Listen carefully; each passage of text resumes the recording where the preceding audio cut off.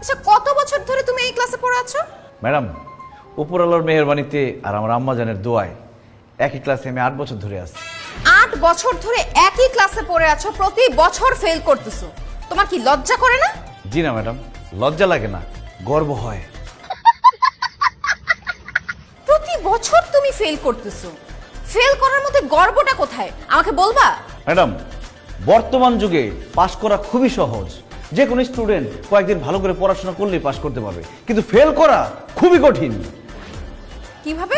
একজন ছাত্রকে ফেল করতে হইলে দিনের পর দিন, বছরের পর বছর বই থেকে দূরে থাকতে হয়, পরীক্ষা ফাঁকি দিতে হয়, ক্লাস ফাঁকি দিতে হয়, টিচারের কাছে বকা খেতে হয়, বাবা মায়ের কাছে ঝাড়ুর বাড়ি খেতে হয়, আত্মীয় স্বজন বন্ধু বান্ধবের কাছে কটু কথা শুনতে হয়, গার্লফ্রেন্ডের কাছে ছ্যাঁকা খেতে হয়, তারপরেই না একজন স্টুডেন্ট ফেল করে। তাহলে বন্ধুরা, তোমরাই বলো, পাশ করা বেশি কঠিন নাকি ফেল করা বেশি কঠিন?